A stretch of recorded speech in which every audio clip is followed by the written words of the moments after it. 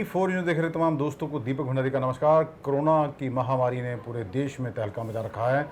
Corona को लेकर तीसरी लहर की आने की बात कही जा रही है। बच्चों में इस संक्रमण से निपटने के लिए हमारी कैसी तैयारी है, हम आज बात करेंगे। हमारे साथ हैं माइक्रोबायोलॉजिस्ट हैं और गुरु नानक देव अस्पताल के मेडिकल सुपरिटेंडेंट हैं डॉक्टर के.डी. सिंह, और जो बाल रोग विशेषज्ञ हैं और deputy medical superintendent Guru Nanak Dev अस्पताल के डॉक्टर नरेंद्र सिंह, ये दोनों ही हमारे साथ हैं। देश में ये कोरोना की महामारी दूसरी अभी जो लहर है वह कभी ख़त्म नहीं हुई है। तीसरी लहर की चर्चा शुरू हो गई है। अंदाज़ा लगाना मुश्किल है कि तीसरी लहर कितनी घातक होगी, इसीलिए हम, और अगर ये लहर आती है तो हम इसके लिए कितने तैयार हैं। डॉक्टर नमस्कार जी। नमस्कार जी। डॉक्टर साहब, गल की जा रही कि बच्चों च कोरोना की तीसरी लहर आएगी तो पहले नालों ज़्यादा खतरनाक होएगी, तो साडी क्या तैयारी है? नारी साहब, ये जी प्रोडिक्शन है कि बच्चों च ज़्यादा आएगी, ਉਹਦੇ ਲਈ ਗਵਰਨਮੈਂਟ ਵੱਲੋਂ ਵੱਖ-ਵੱਖ ਤਿਆਰੀਆਂ ਚੱਲ ਰਹੀਆਂ ਨੇ। ਇਸ ਵੇਲੇ ਵੀ ਵੀਡੀਓ ਕਾਨਫਰੰਸ ਚੱਲ ਰਹੀ ਹੈ। ਉਹਦੇ 'ਚ ਸਾਡੇ ਜਿਹੜੇ ਆਨਰੇਬਲੀ ਸੀਐਮ ਸਾਹਿਬ ਤੇ ਸੈਕਟਰੀ ਸਾਹਿਬ ਸਾਰੇ ਜਿਹੜੇ ਨੇ ਉਹ ਇਸ ਵੇਲੇ ਇਹਦੀ ਐਕਸਪਰਟ ਗਰੁੱਪ ਕਮੇਟੀ ਜਿਹੜੀ ਹੈ ਸਾਰੀ ਇਹ 'ਚ ਇਨਵੋਲਵਡ ਹੈ ਜੀ। ਤੇ ਉਹਦੇ ਲਈ ਅਸੀਂ ਵੱਖ-ਵੱਖ ਲੈਵਲਸ ਦੇ ਉੱਤੇ ਤਿਆਰੀ ਕਰ ਰਹੇ ਹਾਂ, ਚਾਹੇ ਉਹ ਬੱਚਿਆਂ 'ਚ ਟੈਸਟਿੰਗ ਦਾ ਇਸ਼ੂ ਹੋਏ ਜਾਂ ਉਹਨਾਂ ਦੀ ਜਿਹੜੀ ਹੈ ਐਡਮਿਸ਼ਨਸ ਦੇ ਇਸ਼ੂਜ਼ ਹੋਣ। ਸਰ ਉਹੀ ਨਾ, ਸਰ ਕੀ ਤਿਆਰੀ ਕੀਤੀ ਜਾ ਰਹੀ ਹੈ ਜੀ?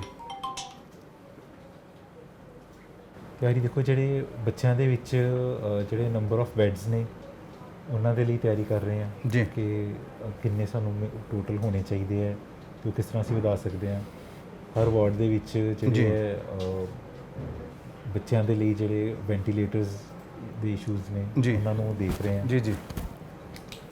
ਉਹਨਾਂ ਦੇ ਟ੍ਰੀਟਮੈਂਟ ਐਸਪੈਕਟਸ ਦੇਖ ਰਹੇ ਹਾਂ ਕਿ ਕਿਸ ਤਰੀਕੇ ਨਾਲ ਉਹਨੂੰ ਕਰ ਸਕਦੇ ਹਾਂ। ਉਹਨਾਂ ਦੇ ਲਈ ਜੋ ਇਕਵਿਪਮੈਂਟ ਚਾਹੀਦਾ ਹੈ, ਉਹਦੇ ਲਈ ਜੋ ਇਨਫਰਾਸਟ੍ਰਕਚਰ ਚਾਹੀਦਾ ਹੈ ਆਉਣ ਵਾਲੇ ਟਾਈਮ ਦੇ ਲਈ, ਉਹਦੀ ਡਿਵੈਲਪਮੈਂਟ ਦੇ ਬਾਰੇ ਦੇਖ ਰਹੇ ਹਾਂ। ਅੱਛਾ ਸਰ, ਇਹਦੀ ਕੋਈ ਪ੍ਰੈਡਿਕਸ਼ਨ ਕੀਤੀ ਜਾ ਸਕਦੀ ਵੀ ਜੇ ਥਰਡ ਵੇਵ ਹੈ ਇਹ ਕਿ ਪਹਿਲੀ ਫਸਟ ਤੇ ਸੈਕਿੰਡ ਨਾਲੋਂ ਖਤਰਨਾਕ ਹੋਏਗੀ? क्या ये जा रहा है? इस तरह की प्रेडिक्शन कई साइंटिस्ट कर रहे हैं, कई डॉक्टर भी कर रहे हैं। नहीं देखो, इस तरह है, we are following the virus इस वेले जी। प्रेडिक्शनस ਦੇ ਵਿੱਚ ਚਲੋ ਕਹਿ ਰਹੇ ਨੇ ਕਿ ਥਰਡ ਵੇਵ ਹੋਰ ਜ਼ਿਆਦਾ ਹੋਏਗੀ। ਜੋ ਪੁਰਾਣੀਆਂ ਐਪੀਡੈਮਿਕਸ ਪੈਂਡੈਮਿਕਸ ਹੋਏ ਨੇ ਉਹਨਾਂ ਦੇ ਵਿੱਚ ਜਨਰਲੀ ਜਿਹੜੀ ਥਰਡ ਵੇਵ ਹੁੰਦੀ ਹੈ ਉਹ that is between first and second wave generally ਜੀ। ਪਰ ਡੈਫੀਨੇਟਲੀ ਜੇ ਇਨਫਰਾਸਟ੍ਰਕਚਰ ਡਿਵੈਲਪ ਕਰਾਂਗੇ ਤਾਂ ਉਹ ਫਿਊਚਰ 'ਚ ਸਾਡੀ ਹੈਲਪ ਹੀ ਕਰੇਗਾ। ਤੇ ਡਾਕਟਰ, ਜਿਹੜਾ ਵਾਇਰਸ ਮਿਊਟੇਟ ਕਰ ਰਿਹਾ ਹੈ ਇਹ ਕਿੰਨੀ ਵੱਡੀ ਚੁਣੌਤੀ ਹੈ? ਉਹ ਵਾਇਰਸ ਦਾ ਮਿਊਟੇਸ਼ਨ ਜਿਹੜੀ ਹੈ ਉਹ ਕੀ ਰੂਪ ਲੈਂਦੀ ਹੈ, ਕੀ ਇਖਤਿਆਰ ਲੈਂਦੀ ਹੈ, ਅਤੇ ਉਹਦੇ ਨਾਲ ਡਿਜ਼ੀਜ਼ ਦੇ ਉੱਤੇ ਜਾਂ ਕੀ ਇਫੈਕਟ ਪੈਂਦਾ ਹੈ, ਕਿਹੜੀ ਏਜ ਗਰੁੱਪ ਦੇ ਉੱਤੇ ਇਫੈਕਟ ਪੈਂਦਾ ਹੈ, ਇਹਦੇ ਬਾਰੇ ਪ੍ਰੈਡਿਕਸ਼ਨ ਫਿਲਹਾਲ ਕੋਈ ਨਹੀਂ ਕੀਤੀ ਜਾ ਸਕਦੀ। ਇਹ ਤਾਂ ਜਿਸ ਤਰ੍ਹਾਂ ਮਿਊਟੇਸ਼ਨਸ ਹੋਣਗੀਆਂ, ਜਿਸ ਤਰ੍ਹਾਂ ਵਾਇਰਸ ਬਿਹੇਵ ਕਰੇਗਾ ਆਉਣ ਵਾਲੇ ਟਾਈਮ ਦੇ ਵਿੱਚ, ਉਹਦੇ ਤੋਂ ਹੀ ਪਤਾ ਚੱਲ ਪਏਗਾ। ਪਰ ਇਹ ਹੈ ਕਿ ਅਸੀਂ ਹਰ ਲੈਵਲ ਦੇ ਉੱਤੇ ਸਾਨੂੰ ਜਿਹੜੀ ਹੈ ਉਹ ਤਿਆਰੀ ਜਿਹੜੀ ਹੈ ਉਹ ਜ਼ਰੂਰੀ ਹੈ, ਤਾਂ ਕਿ ਚਲੋ ਜੇ ਪ੍ਰੈਡਿਕਸ਼ਨ ਗਲਤ ਵੀ ਸਾਬਤ ਹੁੰਦੀ ਹੈ ਤਾਂ ਵੀ ਸਾਡੇ ਕੋਲ ਇਹੋ ਜਿਹਾ ਇਨਫਰਾਸਟ੍ਰਕਚਰ ਡਿਵੈਲਪ ਹੋਇਆ ਹੋਵੇ ਕਿ ਆਉਣ ਵਾਲੇ ਟਾਈਮ ਦੇ ਵਿੱਚ ਅਸੀਂ ਇਹੋ ਜਿਹੀਆਂ ਮਹਾਮਾਰੀਆਂ ਤੋਂ ਜਾਂ ਰੂਟੀਨ ਦੀਆਂ ਜਿਹੜੀਆਂ ਬਿਮਾਰੀਆਂ ਨੇ ਉਹਨਾਂ ਨੂੰ ਬੈਟਰ ਤਰੀਕੇ ਨਾਲ ਟੈਕਲ ਕਰ ਸਕੀਏ। ਤੇ ਡਾਕਟਰ ਸਾਹਿਬ, ਜੇ ਅਸੀਂ ਗੱਲ ਕਰੀਏ ਕਿਉਂਕਿ ਤੁਸੀਂ ਫਸਟ ਡੇ ਤੋਂ ਇਸ ਲੈਬ ਦੇ ਵਿੱਚ ਕਾਫੀ ਜ਼ਿਆਦਾ ਟੈਸਟਿੰਗ ਹੋਈ ਹੈ, ਤੇ ਜਿਹੜੇ ਬੱਚੇ ਹੈ 18 ਸਾਲ ਤੋਂ ਘੱਟ ਏਜ ਦੇ, ਉਹ ਫਸਟ ਲੇਅਰ 'ਚ ਕਿੰਨੇ ਪ੍ਰਭਾਵਿਤ ਹੋਏ ਸੀ ਤੇ ਸੈਕਿੰਡ ਲੇਅਰ 'ਚ ਕਿੰਨੇ ਇਫੈਕਟਿਵ ਹੋਏ? ਇਸ ਦੇ ਕੋਈ ਡਾਟਾ ਹੈਗਾ? ਹਾਂਜੀ, ਜਿਹੜਾ ਸੈਕਿੰਡ ਵੇਵ ਆਈ ਹੈ ਉਹਦੇ 'ਚ ਅਰਾਊਂਡ 2% ਸੀਗੇ ਜਿਹੜੇ ਬੱਚਿਆਂ ਦੇ ਵਿੱਚ। ਫਸਟ ਵੇਵ ਦੇ ਵਿੱਚ ਅਰਾਊਂਡ 1.8% ਸੀ ਜਿਹੜਾ ਸੈਕਿੰਡ 'ਚ ਵੱਧ ਗਿਆ ਦੇ ਵਿੱਚ। ਹਾਂਜੀ, ਜਿਹੜਾ ਪੋਜ਼ਿਟਿਵਿਟੀ ਰੇਟ ਹੈਗਾ ਜੀ। ਤੇ ਸਰ ਇਹ ਵੀ ਦੇਖਿਆ ਜਾਂਦਾ ਵੀ ਕੁਝ ਬੱਚਿਆਂ ਦੇ ਐਂਟੀਬਾਡੀਜ਼ ਵੀ ਪਾਈਆਂ ਗਈਆਂ। ਹਾਂਜੀ, ਜੋ ICMR ਨੇ ਸੀਰੋ ਸਰਵੇ ਕੀਤਾ ਸੀ ਉਹਦੇ ਅਕੋਰਡਿੰਗਲੀ ਆਲ ਓਵਰ ਇੰਡੀਆ ਜਿਹੜਾ ਸੀਰੋ ਸਰਵੇ ਹੋਇਆ ਹੈ ਜੀ, ਉਹ 'ਚ ਅਰਾਊਂਡ 40% ਬੱਚੇ ਹੈ ਜਿਨ੍ਹਾਂ ਦੇ ਵਿੱਚ ਐਂਟੀਬਾਡੀਜ਼ ਜਿਹੜੀਆਂ ਨੇ ਉਹ ਪਾਈਆਂ ਗਈਆਂ। ਤੇ ਸਭ ਕੋਈ ਆਪਣੇ ਕੋਲ RT-PCR ਕਿੰਨੇ ਆਏ ਸੀ, ਉਹਦੇ 'ਚ ਕਿੰਨੇ ਸੈਂਪਲ ਬੱਚਿਆਂ ਦੇ ਸੀ ਤੇ ਕਿੰਨੇ ਪੋਜ਼ਿਟਿਵ ਆਏ, ਕੁਝ ਇਹਦਾ ਕੋਈ ਡਾਟਾ ਤਿਆਰ ਕੀਤਾ? ਹਾਂਜੀ, ਡਾਟਾ ਹੈਗਾ ਇਹਦਾ ਸਾਰਾ ਨਾ, ਅਸੀਂ ਮੰਥਲੀ ਡਾਟਾ ਜਿਹੜਾ ਹੈਗਾ ਉਹਦਾ ਤਿਆਰ ਕਰਕੇ ਫਿਰ ਉਹਨੂੰ ਅਸੀਂ ਦਿੱਤਾ। ਅੱਛਾ ਡਾਕਟਰ, ਸਾਰੀ ਜਾਣਕਾਰੀ ਮਿਲ ਗਈ। ਜਿਹੜੀ Indian council of medical research ਹੈ ਇਹਦੀ ਰਿਪੋਰਟ ਸੀਗੀ ਕਿ 25.3% ਜਿਹੜੇ ਬੱਚੇ ਹੈ ਉਹਨਾਂ ਨੂੰ ਐਂਟੀਬਾਡੀਜ਼ ਉਹਨਾਂ ਸੀਗੇ। ਇਹਦਾ ਮਤਲਬ ਵੀ 25.3% ਜਿਹੜੇ ਬੱਚੇ ਹੈ ਆਲ ਓਵਰ ਇੰਡੀਆ ਉਹਨਾਂ ਨੂੰ ਇਹ ਵਾਲਾ ਵਾਇਰਸ ਹੋ ਚੁੱਕਿਆ ਸੀਗਾ। ਇਹ ਪਿਛਲੇ ਸਾਲ ਦਾ ਡਾਟਾ ਹੈ। ਜਿਹੜਾ ਕਰੰਟ ਜਿਹੜਾ ਫਰਵਰੀ 2021 ਦੇ ਵਿੱਚ ਜਿਹੜਾ ਆਇਆ ਸੀ ਜੀ। ਸਰਵੇ, ਉਹਦੇ ਚ 40% ਹੀ ਪਹੁੰਚ ਗਏ। 40% ਤੇ ਪਹੁੰਚ ਗਿਆ। ਹਾਂਜੀ। ਤੇ ਡਾਕਟਰ ਸਾਹਿਬ ਕਿੰਨੇ ਬੱਚਿਆਂ ਨੂੰ ਕਰੋਨਾ ਹੋਣ ਦਾ ਡਰ ਹੈ? ਬਾਕੀ ਕਿ ਵੈਕਸੀਨੇਸ਼ਨ ਤਾਂ ਹੈ ਨਹੀਂ। ਦੇਖੋ, ਐਜ਼ ਪਰ ਇੰਡੀਅਨ ਪਾਪੂਲੇਸ਼ਨ ਜਿਹੜੇ ਅਪਰੋਕਸੀਮੇਟਲੀ 30 ਕਰੋੜ ਦੇ ਕਰੀਬ ਜਿਹੜੇ ਆਪਣੇ ਇੱਥੇ ਬੱਚੇ ਨੇ ਜੀ ਆਲ ਓਵਰ ਇੰਡੀਆ। ਜੀ ਜੇ 40% ਉਹਨਾਂ ਚੋਂ ਕੱਢ ਦਈਏ ਜਿਨ੍ਹਾਂ 'ਚ ਸੀਰੋ ਸਰਵੇ ਪੋਜ਼ਿਟਿਵ ਆਇਆ ਹੈ, ਜੀ ਤੇ ਬਾਕੀ 60% ਮੀਨਸ ਕਿ 18 ਕਰੋੜ ਬੱਚੇ ਹੋ ਗਏ। ਜੀ ਵੀ ਉਹਨਾਂ ਨੂੰ ਇੱਕ 18 ਕਰੋੜ ਬੱਚੇ ਜਿਹੜੇ ਨੇ ਉਹ ਦੇ ਆਰ ਔਨ ਦਾ ਵਰਜ, ਉਹਨਾਂ ਨੂੰ ਐਕਸਪੋਜ਼ਰ ਹਾਲੇ ਨਹੀਂ ਹੋਇਆ। ਸੋ ਉਹ ਜਿਹੜੇ ਨੇ ਥਰਡ ਵੇਵ ਦੇ ਵਿੱਚ ਇਫੈਕਟ ਹੋ ਸਕਦੇ ਹੈ। ਤੇ ਡਾਕਟਰ ਸਾਹਿਬ ਜਿਵੇਂ ਵਲਨਰੇਬਲ ਨੇ। ਪਹਿਲੇ ਤਾਂ ਸਰਕਾਰ ਨੇ ਜੀ ਦੇਖੋ ਅਬਵ 45 ਕਰਤੀ ਸੀ ਵੈਕਸੀਨੇਸ਼ਨ, ਹੁਣ ਕਿਹਾ ਜਾ ਰਿਹਾ ਕਿ 18 ਤੋਂ 45 ਨੂੰ ਵੀ ਵੈਕਸੀਨੇਸ਼ਨ ਲੱਗੂਗੀ, ਬਿਕੋਜ਼ ਛੋਟੇ ਬੱਚਿਆਂ ਲਈ ਹਜੇ ਕੋਈ ਵੈਕਸੀਨੇਸ਼ਨ ਦਾ ਕੁਝ ਨਾ ਹੀ ਸਟੱਡੀ ਹੈ, ਨਾ ਹੀ ਇਹਦੇ 'ਤੇ ਕੋਈ ਰਿਸਰਚ, ਨਾ ਹੀ ਕੋਈ ਸਾਹਮਣੇ ਆਈ ਹੈ। ਤੇ ਇਸ ਕਰਕੇ ਵੀ ਇਹ ਜ਼ਿਆਦਾ ਖਤਰਨਾਕ ਵੇਵ ਦੀ ਗੱਲ ਕੀਤੀ ਜਾ ਰਹੀ ਵੀ ਜ਼ਿਆਦਾ ਖਤਰਨਾਕ ਹੋਈ ਹੈ। ਹਾਂਜੀ, ਵੈਕਸੀਨੇਸ਼ਨ ਕਵਰੇਜ ਦੇ ਨਾਲ ਡੈਫੀਨਿਟਲੀ ਫਰਕ ਤਾਂ ਪੈਂਦਾ ਹੀ ਪਿਆ। ਜੀ ਸੋ ਜੇ ਉਹੀ ਤੁਹਾਡੇ ਨਾਲ ਗੱਲ ਕੀਤੀ ਵੀ ਜਿਸ ਤਰ੍ਹਾਂ ਜੇ ਸੀਰੋ ਸਰਵੇ ਦੇ ਵਿੱਚ 40% ਬੱਚੇ ਜੇ ਹੈਗੇ ਆ, ਤਾਂ ਵੀ ਅਰਾਊਂਡ 18 ਕਰੋੜ ਜਿਹੜੇ ਬੱਚੇ ਨੇ ਇੰਡੀਆ ਦੇ ਵਿੱਚ ਉਹ ਵਲਨਰੇਬਲ ਹੈ ਇਨਫੈਕਸ਼ਨ ਦੇ ਲਈ। ਜਿਹਦੇ 'ਚੋਂ 20% ਨੂੰ ਵੀ ਮੰਨ ਲਓ ਹੋ ਜਾਂਦੀ ਹੈ, ਉਹ ਵੀ ਡਾਟਾ ਜਿਹੜਾ ਅਪਰੋਕਸੀਮੇਟਲੀ 3 ਕਰੋੜ 60 ਲੱਖ ਦੇ ਕਰੀਬ ਬਣ ਜਾਏਗਾ। ਜੀ ਤੇ 3 ਕਰੋੜ 60 ਲੱਖ 'ਚੋਂ ਜੇ 1% ਨੂੰ ਵੀ ਮੰਨ ਲਓ ਹਸਪੀਟਲਾਈਜੇਸ਼ਨ ਦੀ ਲੋੜ ਪੈਂਦੀ ਹੈ, ਜੀ ਤੇ ਉਹ ਵੀ ਇੱਕ ਵੱਡਾ ਚੰਕ ਬਣ ਜਾਏਗਾ। ਸੋ ਉਹਦੇ ਅਕੋਰਡਿੰਗਲੀ ਹੀ ਤਿਆਰੀ ਕਰਨੀ ਚਾਹੀਦੀ ਤੇ ਹੈ। ਡਾਕਟਰ ਸਾਹਿਬ ਕਿਆ ਸਾਡੇ ਕੋਲ, ਜੇ ਅਸੀਂ ਮੈਡੀਕਲ ਕਾਲਜ ਅੰਮ੍ਰਿਤਸਰ ਦੀ ਗੱਲ ਕਰੀਏ, ਤੇ ਸਾਡੇ ਕੋਲ ਕਿਆ ਤਿਆਰੀ ਹੈਗੀ ਹੈ ਪੂਰੀ? ਕੋਈ ਤਿਆਰੀ ਅਸੀਂ ਕਰ ਰਹੇ ਹਾਂ ਹੌਲੀ ਹੌਲੀ। ਐਕਸਪੈਕਟਡ ਜੋ ਡਾਟਾ ਹੈਗਾ ਉਹਦੇ 'ਚ ਹੈ ਕਿ by the end of the year ਜਿਹੜੀ ਹੈ ਉਹ ਵੇਵ ਐਕਸਪੈਕਟ ਕਰ ਰਹੇ ਹਾਂ। ਸੋ ਉਸ ਤੋਂ ਪਹਿਲਾਂ ਜਿਹੜਾ ਅਸੀਂ ਕੋਸ਼ਿਸ਼ ਕਰਾਂਗੇ ਕਿ ਪੂਰੀਆਂ ਤਿਆਰੀਆਂ ਕਰ ਲਈਏ। ਤੇ ਤੁਸੀਂ ਡਾਕਟਰ ਸਾਹਿਬ ਹੋਰ ਕੁਝ ਇਹਦੇ 'ਚ ਦੱਸਣਾ ਚਾਹੋ ਵੀ ਕਿਆ ਹੋ ਰਿਹਾ ਤੇ ਕਿਆ ਹੋਣਾ ਚਾਹੀਦਾ? ਦੇਖੋ, ਜਿਹੜੀ ਵੈਕਸੀਨੇਸ਼ਨ ਕਵਰੇਜ ਹੈਗੀ ਹੈ, ਇੱਕ ਤਾਂ ਉਹ ਮੈਕਸਿਮਮ ਹੋਣੀ ਚਾਹੀਦੀ ਹੈ। ਜੀ ਜਦੋਂ ਤੱਕ ਵੈਕਸੀਨੇਸ਼ਨ ਕਵਰੇਜ ਨਹੀਂ ਹੋਏਗੀ ਉਨੀ ਦੇਰ ਤੱਕ ਇਸ ਤੋਂ ਬਚਣਾ ਬਹੁਤ ਮੁਸ਼ਕਿਲ ਲੱਗਦਾ ਹੈ ਇਸ ਚੀਜ਼ ਤੋਂ। So vaccination coverage is the most important one, ਜਿਹਦੇ ਉੱਤੇ ਇਸ ਵੇਲੇ ਧਿਆਨ ਹੋਣਾ ਚਾਹੀਦਾ ਕਿ ਪੀਡੀਆਟ੍ਰਿਕ ਪਾਪੂਲੇਸ਼ਨ ਦੇ ਉੱਤੇ ਵੀ ਜਿਹੜੀ ਵੈਕਸੀਨੇਸ਼ਨ ਹੈਗੀ ਹੈ ਉਹਦੇ ਉੱਤੇ ਵੀ ਕੰਮ ਕਰਨ ਦੀ ਲੋੜ ਹੈ। ਤੇ ਇਸ ਤਰ੍ਹਾਂ ਕਈ ਵੈਕਸੀਨੇਸ਼ਨਸ ਦਾ ਚੱਲ ਰਿਹਾ ਹੈ, ਬੱਚਿਆਂ ਦੇ ਉੱਤੇ ਵੀ ਕੰਮ, ਰਿਸਰਚ ਚੱਲ ਰਹੀ ਹੈ ਇਸ ਵੇਲੇ US ਵਿੱਚ, ਕੈਨੇਡਾ 'ਚ ਜਿਹੜਾ ਕਰ ਰਹੇ ਨੇ ਉਹ। ਸੋ ਹੋਪਫੁਲੀ ਕੁਝ ਦੇਰ ਤੱਕ ਉਹਦੇ ਰਿਜ਼ਲਟਸ ਵੀ ਆ ਜਾਣਗੇ।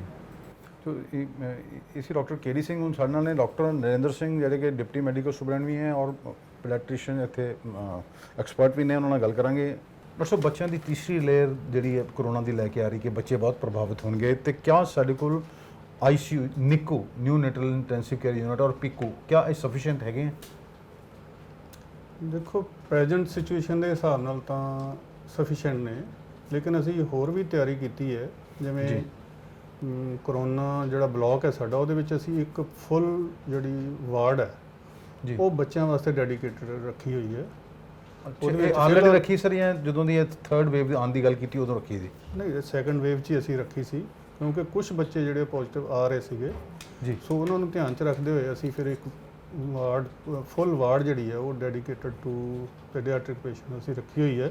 ਤੇ ਹੁਣ ਜਦੋਂ ਦੀ ਇਹ ਗੱਲ ਚੱਲੀ ਹੈ ਕਿ ਥਰਡ ਵੇਵ ਆਏਗੀ ਤੇ that will affect paediatric age group, ਉਹਦੇ ਵਾਸਤੇ ਵੀ ਅਸੀਂ ਪਲਾਨ ਆਊਟ ਕੀਤਾ ਹੈ ਜੀ ਕਿ ਜਿਵੇਂ ਸਾਡੇ ਇੱਥੇ ਡਾਇਗਨੋਸਟਿਕ ਸੈਂਟਰ ਹੈ ਸਾਡੇ, ਉਹਦੇ 'ਚ 4 ਫਲੋਰ ਨੇ, ਤੇ ਉਹਦੇ ਵਿੱਚੋਂ ਇੱਕ ਫਲੋਰ ਅਸੀਂ ਪਲਾਨ ਆਊਟ ਕਰ ਲਿਆ ਕਿ ਅਸੀਂ ਬੱਚਿਆਂ ਵਾਸਤੇ ਡਿਵੈਲਪ ਕਰਾਂਗੇ। ਅੱਛਾ ਡਾਕਟਰ ਸਾਹਿਬ, ਜਿਵੇਂ ਦੇਖੋ ਕਰੋਨਾ ਆਇਆ, ਰੈਮਡੀਸਿਵਿਰ ਇੰਜੈਕਸ਼ਨ ਗਾਇਬ ਹੋ ਗਿਆ, ਟੋਸਲੀਜ਼ੁਮੈਬ ਨਹੀਂ ਮਿਲਿਆ, ਉਸ ਤੋਂ ਬਾਅਦ ਬਲੈਕ ਫੰਗਸ ਆਇਆ, ਉਹਦਾ ਜਿਹੜਾ ਐਂਫੋਟੈਰਾਸਿਨ B ਜਿਹੜਾ ਇੰਜੈਕਸ਼ਨ ਹੈ ਉਹ ਵੀ ਗਾਇਬ ਹੋ ਗਿਆ। ਕਿਆ ਤੁਹਾਨੂੰ ਲੱਗਦਾ ਕਿ ਬੱਚਿਆਂ 'ਚ ਜਦੋਂ ਜੇ ਨਾਮੁਰਾਦ ਜੇ ਬਿਮਾਰੀ ਆਉਂਦੀ ਹੈ ਤੇ ਉਹਦੇ ਲਈ ਵੀ ਦਵਾਈਆਂ ਦੀ ਕੁਝ ਕਮੀ ਹੋਏਗੀ ਜਾਂ ਦਵਾਈਆਂ ਉਹਦੀਆਂ ਆਲਰੇਡੀ ਹੈਗੀਆਂ? ਐਕਚੁਅਲੀ ਇਹ ਜਿਹੜੀਆਂ ਸਾਰੀਆਂ ਤੁਸੀਂ ਮੈਡੀਸਿਨ ਦੱਸੀਆਂ ਨਾ, ਰੈਮਡੈਸਿਵਿਰ ਜਾਂ ਟੋਸੀਲੀਜ਼ੂਮੈਬ ਜਾਂ ਐਂਫੋਟੈਰਾਸਿਨ B, ਇਹ ਅਜੇ ਅਸੀਂ ਮਤਲਬ ਬੱਚਿਆਂ ਦੇ ਵਿੱਚ ਕੋਈ ਅਪਰੂਵਡ ਨਹੀਂ ਹੈਗੀਆਂ, ਇਹ ਰਿਕਮੈਂਡਡ ਨਹੀਂ ਹੈ ਜੀ। ਬੱਚਿਆਂ 'ਚ ਅਸੀਂ ਸਿਰਫ ਸਿੰਪਟੋਮੈਟਿਕ ਟ੍ਰੀਟਮੈਂਟ ਕਰ ਰਹੇ ਹਾਂ ਜੀ। ਜਿਵੇਂ ਬੱਚਾ ਪ੍ਰੈਜ਼ੈਂਟ ਕਰਦਾ ਜੀ ਇਹਨੂੰ ਨਮੋਨੀਆ ਹੈ, ਅਸੀਂ ਉਹਨੂੰ ਮਤਲਬ ਐਂਟੀਬਾਇਓਟਿਕਸ ਦਿੰਦੇ ਹਾਂ ਕਿ ਉਹਦਾ ਨਮੋਨੀਆ ਠੀਕ ਹੋ ਜਾਏ। ਜੀ ਜੀ ਜੀ ਜੀ ਠੀਕ ਹੈ। ਜੇ ਉਹ ਡਾਇਰੀਆ ਤੇ ਅਸੀਂ ਉਹਦਾ ਮਤਲਬ ਵਾਟਰ ਐਂਡ ਇਲੈਕਟ੍ਰੋਲਾਈਟਸ ਉਹਦੇ ਵੱਲ ਧਿਆਨ ਦਿੰਦੇ ਹਾਂ ਕਿ ਉਹ ਨਾ ਇੰਬੈਲੈਂਸ ਹੋਵੇ। ਜੀ। ਸੋ ਅਜੇ ਰੈਮਡੈਸੀਵੀਰ ਜਾਂ ਟੋਸਿਲੀਜ਼ੂਮੈਬ ਨਹੀਂ ਸਰ, ਮੇਰਾ ਕਹਿਣ ਦਾ ਮਤਲਬ ਹੈ ਵੀ ਜਿਵੇਂ ਇਹ ਗਾਇਬ ਹੋ ਗਈ ਸੀ ਨਹੀਂ, ਬਾਜ਼ਾਰ ਚੋਂ, ਗਾਇਬ ਨਹੀਂ ਹੋਇਆ ਜੀ। ਜਿਵੇਂ ਐਂਫੋਟੈਰੀਸਿਨ B ਮੈਂ ਪੜ੍ਹ ਰਿਹਾ ਸੀ, ਗਾਇਬ ਨਹੀਂ ਹੋਇਆ ਮਾਰਕੀਟ 'ਚੋਂ। ਜੀ ਜੀ ਇਹ ਬੜਾ ਘੱਟ ਮਤਲਬ ਮਾਤਰਾ ਦੇ ਵਿੱਚ ਲੱਗਦਾ ਹੁੰਦਾ ਸੀਗਾ, ਸਾਲ 'ਚ ਬੜੇ ਘੱਟ ਕੇਸਿਸ ਆਉਂਦੇ ਹੁੰਦੇ ਸੀ ਆਮ ਤੌਰ ਤੇ। ਜੀ ਇਹ ਹੁਣ ਜਦੋਂ ਦਾ ਕੋਵਿਡ ਸ਼ੁਰੂ ਹੋਇਆ ਤੇ ਇਮਿਊਨੋ ਕੰਪਰੋਮਾਈਜ਼ਡ ਪੇਸ਼ੈਂਟ ਜਿਹੜੇ ਨੇ, ਡਾਇਬੀਟਿਕ ਪੇਸ਼ੈਂਟ ਨੇ ਜੀ ਜਾਂ ਜਿਹੜੇ ਸਟੀਰੋਇਡਸ ਦੇ ਪੇਸ਼ੈਂਟਸ ਨੇ, ਜੀ ਉਹਨਾਂ ਦੇ ਵਿੱਚ ਇਹਦਾ ਅਟੈਕ ਜ਼ਿਆਦਾ ਹੋ ਰਿਹਾ, ਬਲੈਕ ਫੰਗਸ ਦਾ ਜਿਹਨੂੰ ਕਹਿੰਦੇ ਮਿਊਕਰਮਾਈਕੋਸਿਸ। ਤੇ- ਤੇ ਉਹਦੇ ਵਾਸਤੇ ਐਂਫੋਟੈਰੀਸਿਨ ਦੀ ਡਿਮਾਂਡ ਵੱਧ ਗਈ ਹੈ ਤੇ ਉਹਦੇ ਵਿੱਚ ਪ੍ਰੋਡਕਸ਼ਨ ਨਹੀਂ ਸੀ ਹੈਗੀ, ਮਤਲਬ ਪਿੱਛੋਂ ਫਾਰਮਾਸਿਊਟੀਕਲਸ ਵਾਲਿਆਂ ਕੋਲੋਂ। ਸੋ ਉਹਦੇ ਕਰਕੇ ਡਿਮਾਂਡ ਵਧਣ ਕਰਕੇ ਥੋੜੀ ਜਿਹੀ ਮਤਲਬ ਇਹਦੀ ਸਕੇਰਸਿਟੀ ਹੋਈ ਹੈ। ਅਦਰਵਾਈਜ਼ ਤੇ ਡਾਕਟਰ ਸਾਹਿਬ, ਜਿਹੜੇ ਬੱਚੇ ਤੁਹਾਡੇ ਕੋਲ ਐਡਮਿਟ ਹੋਏ ਆ ਜੀ ਸੈਕਿੰਡ ਲੇਅਰ ਦੇ ਵਿੱਚ, ਕਿਆ ਸਰ ਉਹਨਾਂ ਨੂੰ ਕੁਝ ਜ਼ਰੂਰਤ ਪਈ ਹੈ ਨਿੱਕੂ ਜਾਂ ਪੀਕੂ ਚ ਦਾਖਲ ਕਰਨ ਦੀ? ਹਾਂਜੀ ਬਿਲਕੁਲ ਪਈ ਹੈ।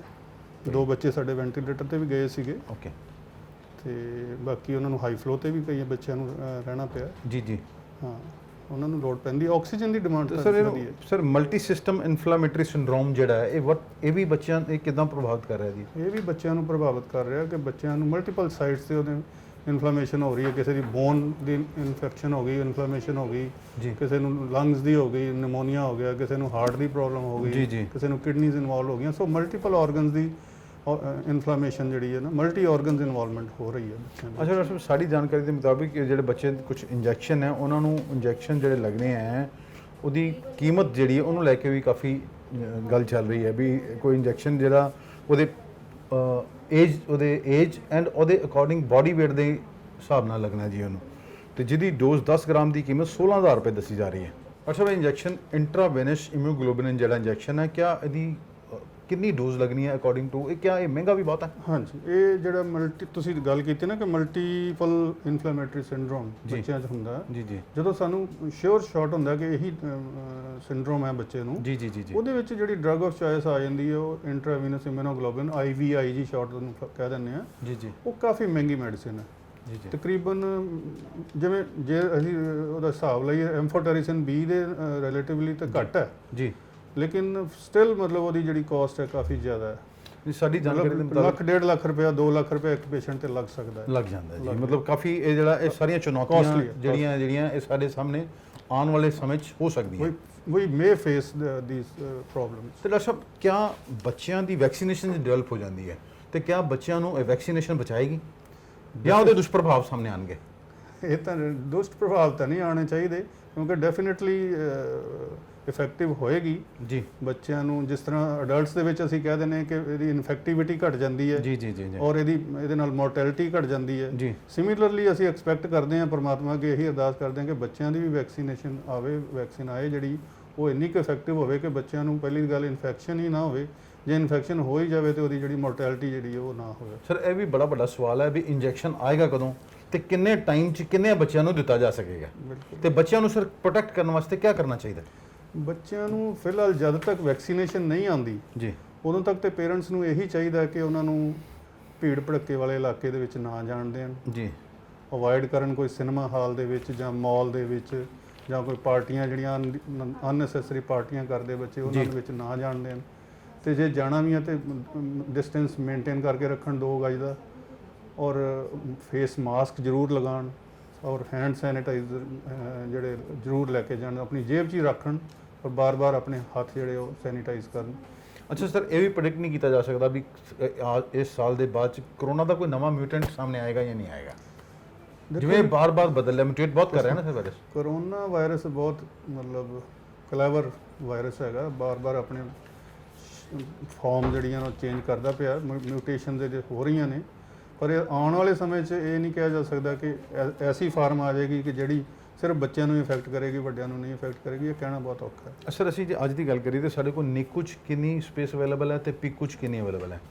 ਨਿੱਕੂ 'ਚ ਫਿਲਹਾਲ ਸਾਡੇ ਕੋਲ ਜਿਹੜੇ ਪਹਿਲਾਂ ਤੇ ਅਸੀਂ ਨਾਨ ਕੋਵਿਡ ਹੀ ਅਸੀਂ ਦੇਖਦੇ ਸੀ ਨਾ ਨਿੱਕੂ ਦੇ ਵਿੱਚ, ਜੀ ਉਹਦੇ 'ਚ ਸਾਡੇ ਕੋਲ 12 ਵੈਂਟੀਲੇਟਰ ਵਾਲੇ ਬੈੱਡ ਹੈਗੇ ਆ ਜੀ ਤੇ 6 ਸਾਡੇ ਕੋਲ ਜਿਹੜੇ ਉਹ ਮਤਲਬ ਵੈਂਟੀਲੇਟਰ ਤੋਂ ਬਗੈਰ ਜੀ। ਜਿਹੜੇ ਇੰਟੈਂਸਿਵ ਕੇਅਰ ਵਾਲੇ। ਜੀ ਤੇ ਉਹ ਤੁਹਾਨੂੰ ਹੁਣੇ ਦੱਸਿਆ ਮੈਂ, ਜਿਹੜੇ ਇੱਕ ਵਾਰਡ ਫੁੱਲ ਅਸੀਂ ਹੁਣ ਡੈਡੀਕੇਟ ਕੀਤੀ ਹੈ ਇਹਨੂੰ ਪੀਡੀਆਟ੍ਰਿਕ ਨੂੰ, ਉਹਦੇ ਵਿੱਚ ਤਕਰੀਬਨ 33 ਬੈੱਡ ਨੇ, ਔਰ 33 ਦੇ 33 ਬੈੱਡ ਤੇ ਹੀ ਅਸੀਂ ਵੈਂਟੀਲੇਟਰ ਲਗਾ ਸਕਦੇ ਹਾਂ ਜੇ ਸਾਨੂੰ ਜ਼ਰੂਰਤ ਪਵੇ ਤਾਂ। ਅੱਛਾ ਡਾਕਟਰ ਸਾਹਿਬ, ਜਿਵੇਂ ਦੇਖਿਆ ਗਿਆ ਜੀ ਸੈਕੰਡ ਵੇਵ 'ਚ ਬਹੁਤ ਜ਼ਿਆਦਾ ਇੱਕਦਮ ਫਲੋ ਵੱਧ ਗਿਆ ਸੀ ਪੇਸ਼ੈਂਟਸ ਦਾ, ਪ੍ਰਾਈਵੇਟ ਹਸਪੀਟਲ ਵੀ ਫੁੱਲ ਹੋ ਗਏ ਸੀਗੇ, ਆਕਸੀਜਨ ਦੀ ਵੀ ਕਮੀ ਹੁੰਦੀ ਰਹੀ, ਬਿਕੋਜ਼ ਕਿ ਪੀਡੀਆਟ੍ਰਿਕਸ ਸਾਡੇ ਕੋਲ ਕਿਆ ਪ੍ਰਾਈਵੇਟ ਸੈਕਟਰ ਦੇ ਵਿੱਚ ਬੱਚਿਆਂ ਲਈ ਇੰਨੀਆਂ ਸੁਵਿਧਾਵਾਂ ਹੈਗੀਆਂ।